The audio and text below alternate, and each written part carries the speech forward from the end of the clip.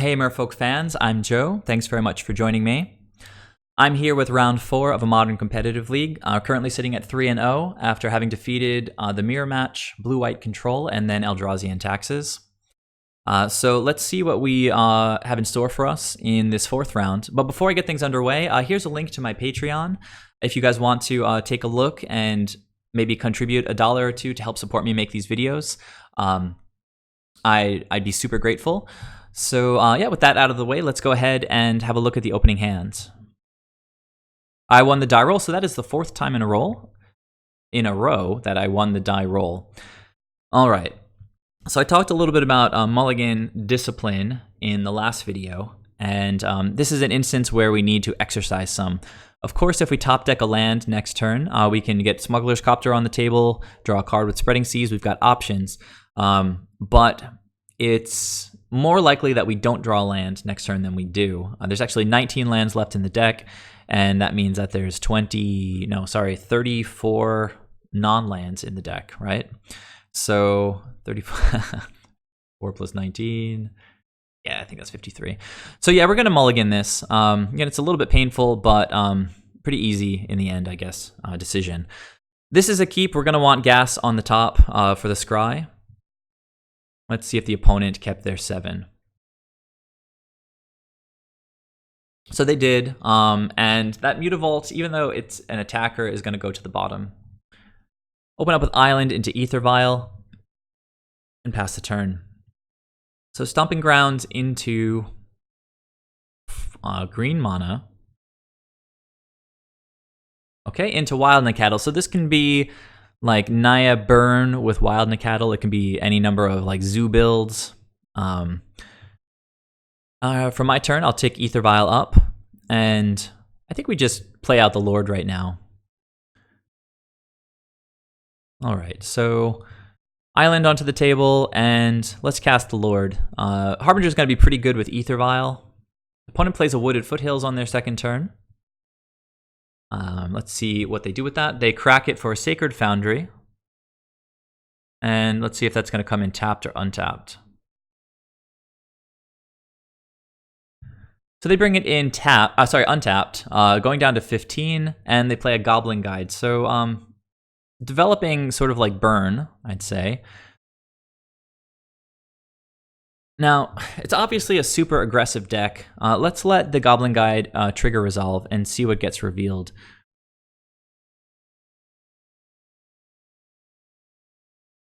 Okay, so let's open that up. So an island was revealed and went to our hand. I guess that was pretty clear. We don't have a lot of gas, and we kind of need to apply some pushback to the opponent's pressure. So I'm going to actually trade my Lord here with this Goblin Guide. Next turn, we can tick up the AEther Vial and maybe bounce one of their creatures. There's a Swift Spear.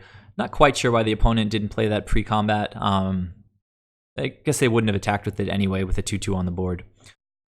Makes sense. So we'll put AEther Vial on 2. Man, we are drawing just super terribly in this first game. I'm going to play that second AEther Vial and just leave up the first one for Harbinger. The opponent's getting in with Wildcat and Monastery Swift Spear. I'm going to let them pass priority in blocks. Maybe they have some kind of pump spells or something. We're seeing now that they're playing potentially black mana as well. Maybe this is a Death Shadow build. So I'm not just going to take 4 damage when I have the opportunity to bounce 3 of it. But I am obviously not going to block this Swift Spear. Let's get that Wild Necatl off the table.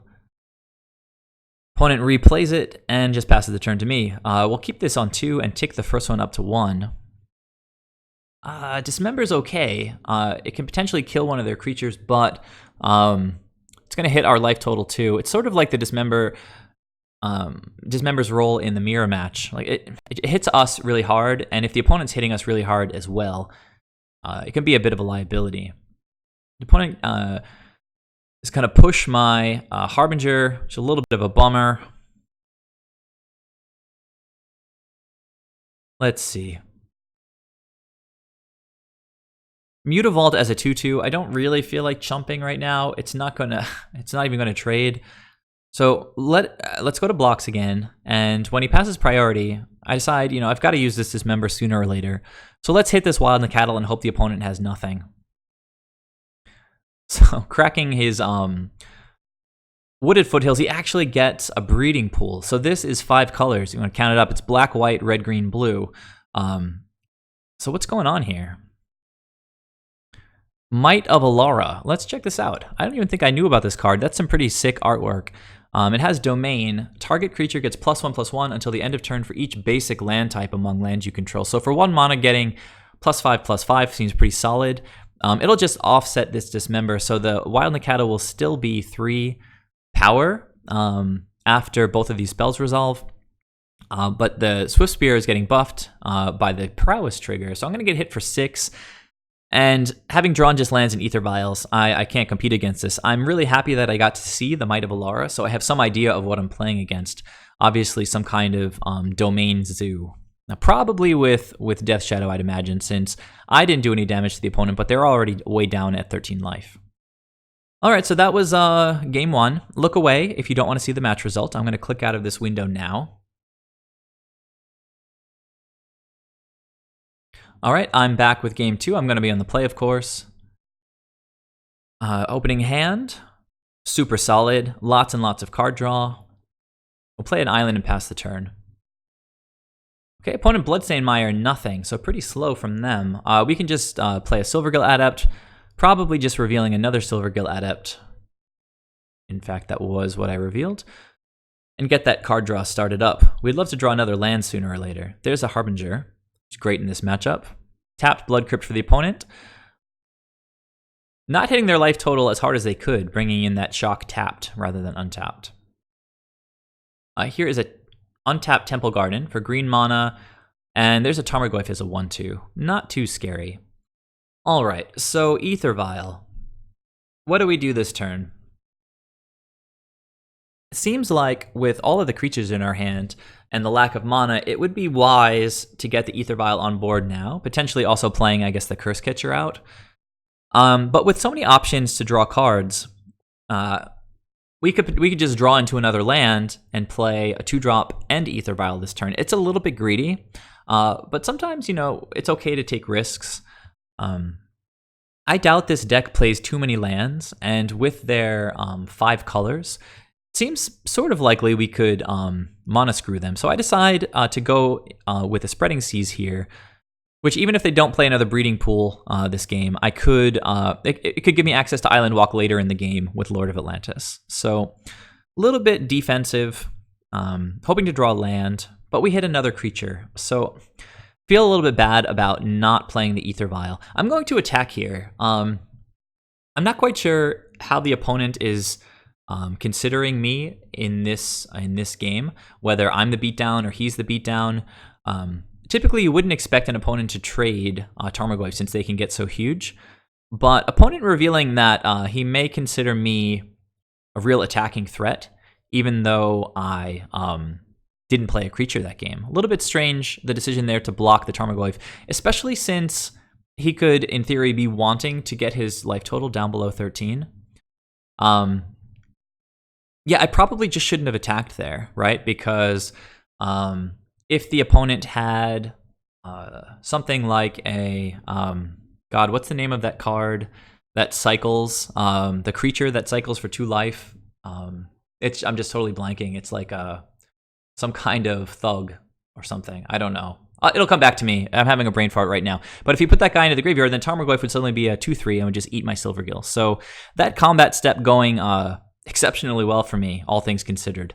That was a really awkward turn for me, having not played the Aether Vial when I probably should have, and attacking when I shouldn't have. So just proof that we can always play a little bit tighter. Unfortunately, the opponent has a Wooded Foothills to replace that forest that I turned into an island. Okay, there's a Wild Cattle passing the turn. At this point, I realize I just absolutely have to play the Aether Vial. I'll play the Cursecatcher with the intention of chump blocking, because I've had so much card draw this game. I've got so much value in creatures in my hand. I could slow them down even more with Harbinger, potentially draw into Master of Waves, and really just shut the opponent down. We know that they have that crazy spell, the Might of Alara, that can just make this guy huge all of a sudden. So rather than even put myself in that position, I'm just going to throw the Cursecatcher under the bus. Okay, another land. We enjoy seeing the opponent playing out a fourth land because it just means probably that they're not drawing a handful of Goblin Guides and Swift Spears. So we still want to hit that third land. We'll tick our Aether Vial up. Well, there's Master of Waves, which I can't say I'm unhappy to see. Hopefully Silvergill will draw me into another land. I revealed the Island Walk Lord, since the opponent probably assumes that I've got one or two of those guys anyway. Cursecatcher's nice because we'll get to put him into play this turn with the Aether Vial and sort of hit a nice curve. Opponent getting a Sacred Foundry, and they're below that 13 life threshold if they do play Death Shadow. Okay, so drawing out a Lightning Bolt onto a Silvergill is pretty awesome. Looks like the opponent probably has some Pump Spell in hand that they're trying to push through. So this Cursecatcher coming in potentially extra handy here as another chump blocker, turning off the opponent's ability to push damage with pump spells. Again, just throwing it under the bus. Opponent didn't play a land that turn. We get to take Aether Vial up to 2, and now we're sitting much more comfortably. I think, Aether Vial is past 1. So we'll go ahead and play out Cursecatcher. Doesn't look like we need Echoing Truth yet. We can just continue this pattern of chump blocks, potentially just bouncing the Wild Necatl next turn with the Harbinger, not even needing to chump block. All right, opponent getting in again with the Wild Necatl. We're going to go for, we'll actually pass through blocks to see if we can bait a pump spell. But the opponent chooses just to pass priority, at which point I'll bring in the Harbinger and just bounce that guy. So the tempo game really turning this game in our favor. Opponent just able to play out a Wild Necatl again, and okay, a 1/1 Death Shadow. So it's a decent read. I think here, let's see, do we tick up Aether Vial or do we not? I think we just have to drive towards Master of Waves, right? So it's a tough call, but I ticked it up, and in the end I think it was correct because now we have 2 Master of Waves, so we want to get that up to 4 as quickly as possible. Attacks don't seem very good here. We do have Echoing Truth in hand to sort of mess with the opponent's attack step next turn. Going to turn his guys sideways. Street Wraith is that card that cycles for 2, I'm pretty sure. Not Golgari Thug. So I'm going to throw the Cursecatcher in front of Death Shadow, representing a bit of naivete. I don't believe that I'm going to trade with this Death Shadow no matter what. Surely the opponent has some kind of trick up his sleeve. But if he tries to buff the Wild Necatl, then we can bounce him with Echoing Truth, and 2 for 1 the opponent in a sense. Okay, so there's a Mutagenic Growth for 2 life, making the Death Shadow bigger than my Cursecatcher.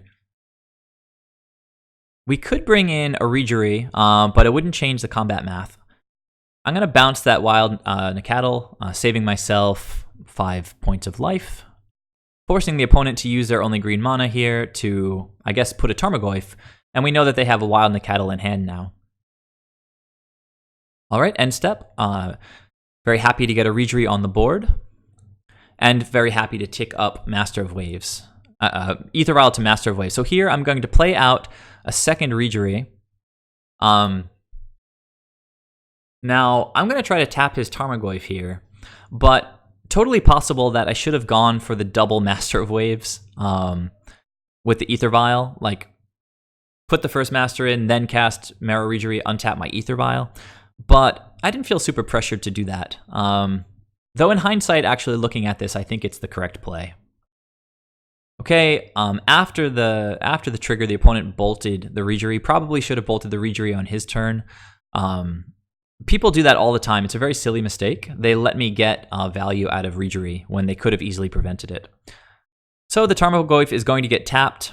I'll be able to get in with the Harbinger here because we'll have plenty of blockers next turn with Master of Waves tokens. It's possible that the opponent has Path to Exile with white mana up, but I'm getting the feeling that this deck probably only plays damage-based removal, which means that our Master of Waves might be extra safe. I say damage-based removal because they're going to prefer to throw lightning bolts at our face in some instances, and Path to Exile doesn't really contribute to that plan. So another lightning bolt hitting my other Reejerey. In response to this, I'm going to put my Master of Waves onto the board just to get another token before Merrow Reejerey goes away. Here's a Swift Spear. for the opponent's turn. Now, they're turning all their guys sideways. How do you guys block here? Let's think about it. Now, obviously, Master of Waves has protection from red. I don't think this deck plays Skullcrack. They have a lot more choices. It's not just a burn deck. So we don't really have to worry about Master of Waves trading for Monastery Swiftspear. So there's something going on here that might not be immediately obvious.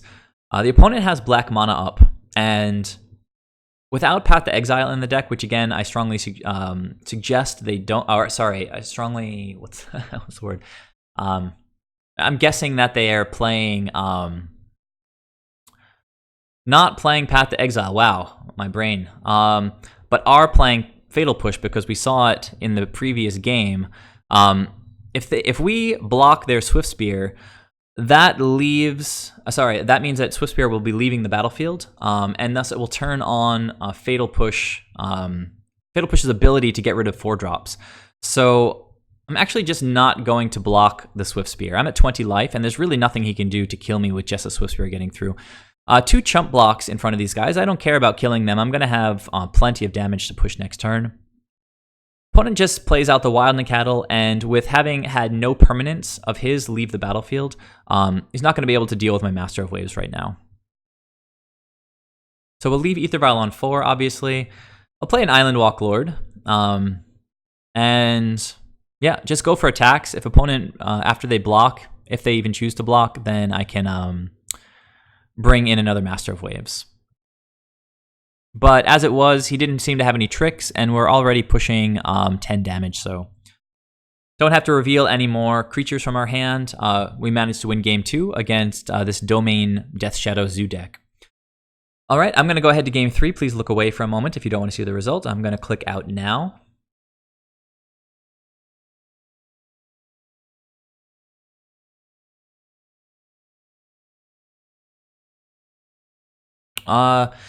This hand is a little bit light on gas, but it has removal and card draw and Master of Waves, which, as we just saw in that last game, is a total house. So being on the draw will give us more chances to draw into good cards. So I'm going to keep this.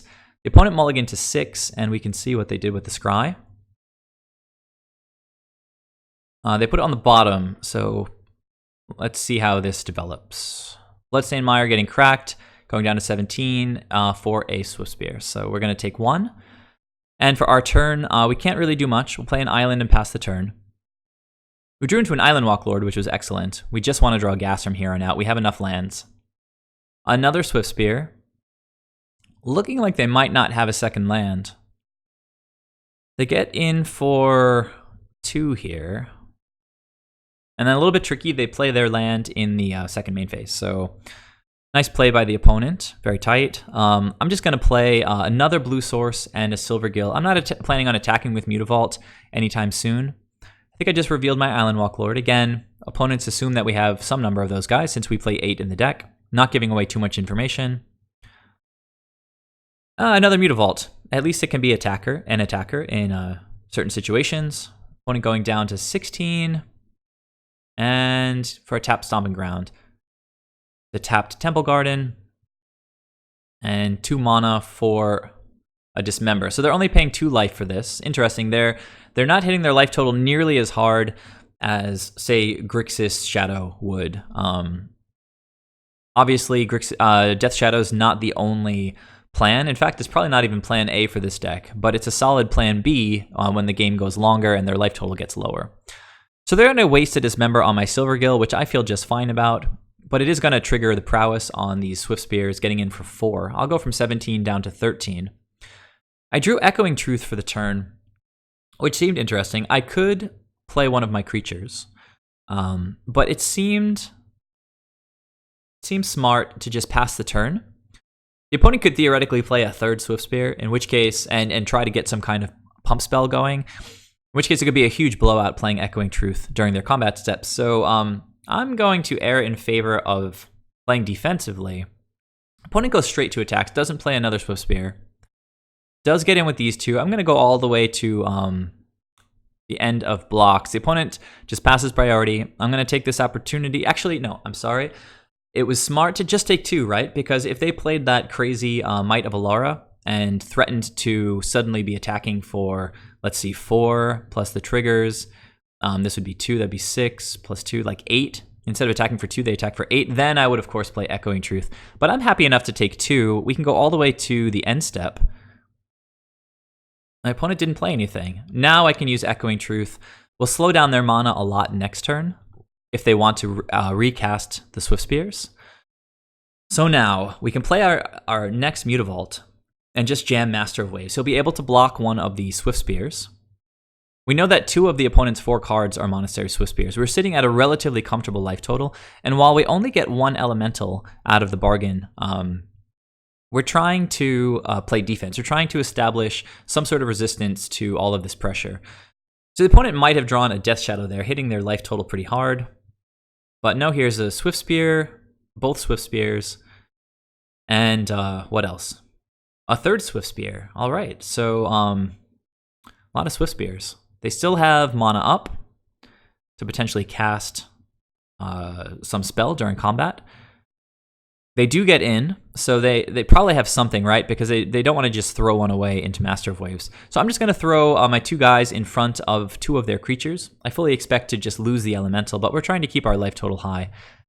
They did pay green mana for mutagenic growth, and this Swift Spear got in for 4. We went from 11 down to 7. Drew another land, not really that good. But we're going to get to play, let's see. You know, there's a couple of decisions, a couple of possibilities here. What would you guys do in this spot? So actually, in hindsight, I think the best approach here might be to play Reejerey, play Lord of Atlantis, play Reejerey and attack for 3. Then, post-combat, play the Lord of Atlantis, untap the Master of Waves as a blocker. The line that I chose, it's not a bad one. I mean, I play out the Reejerey, and then play out the Lord pre-combat, untap a land to be able to take advantage of Dismember if necessary. Now, we only have 7 life, so it's not really that likely that I'm going to want to use Dismember because the opponent could easily just Lightning Bolt me to the face and win the game. We're still playing a little bit of defense, but you can see the tide is starting to turn. The opponent playing Grim Lavamancer, but no good attacks, it looks like, unless they have a sweet spell in hand here. All right, so they pass the turn. Again, we can't really use Dismember here for fear of getting bolted to death. Another Island Walk Lord there was sensational. We're going to have lands enough to play out a Lord, use the Reejerey trigger to do something that helps us. So, all right, how do you guys play this one? If you want to pause it and think about it for a minute. A lot of potential lines, but the opponent is sitting with a bunch of 1-power creatures, and we're going to have a bunch of 4 and 5 power creatures. So definitely time to probably start getting pretty aggressive. All right, so I'm going to play a land, reveal the Lord of Atlantis, and play the Lord of Atlantis. Now, I could, again, untap a land to leave Dismember up, but that doesn't seem great here, again, because I'm probably not going to want to cast Dismember unless it's absolutely necessary for some reason. So instead, let's reduce the opponent's possible blockers. We'd love for them to block with the Lavamancer, because that guy can just shoot us for 2 or try to help get rid of our creatures, even though they're all pretty big at this point. So I'm going to go ahead and tap one of the Swift Spears. If I activate both Mutavaults, we're going to have 5 attackers, 5 very big attackers. And if we do a little bit of combat math, we'll be able to see with the Master of Waves, the Mutavaults are actually 6/6s. So they have to block both of those guys, I think.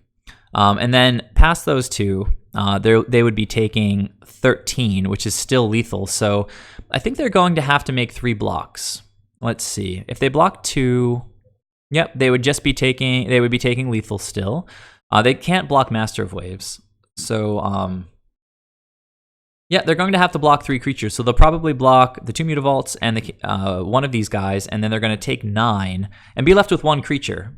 So tapping down a blocker is a pretty good strategy there, I think. Because, let's see, if we had left the Swift Spear untapped and let him go to blocks with it, you can see he would have, let's see, he could have, well, maybe it doesn't make a huge difference.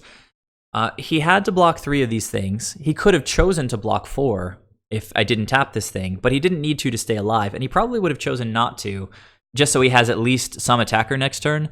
If he were to, let's see, draw like a breeding pool, or play a shock land, a fetch land, again, he's going to be at 2, so he could play a fetch, take 1, play a tapped breeding pool, at which point he would have 5 for Might of Alara. He could attack with this Swift Spear, give it +5 plus a prowess trigger, which would be 7, but I've got a blocker back here, so pretty hard for the opponent to win through this situation, and again, I'm not sure how much the Reejerey trigger really came into play there. Huge attack, excellent draw with the Lord of Atlantis there, and the opponent scooped there. So 5-color Domain Zoo with Death Shadow. That's a mouthful. It's certainly a very interesting deck. I love that cards like Mutagenic Growth are sticking around even after Infect has totally gone away.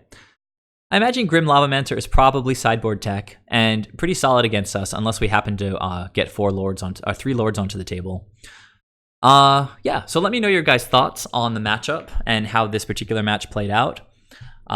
Here's another link to the Patreon that I recently set up. If you guys want to take a look, potentially donate $1 or $2, I'd be extremely grateful. It takes a lot of time and effort to make these videos, so I appreciate any support that you guys are willing to give me. Subscribe if you haven't already, and please tune in for the next video because having won this round, I'm now at 4-0 in this modern competitive league. I beat the Mirror Match, Blue-White Control, Eldrazi Taxes, and now Domain Zoo. So yeah, the 5th video will be the next one, and we'll have a chance to go 5-0. So yeah, tune in for it. I'll see you there. Bye.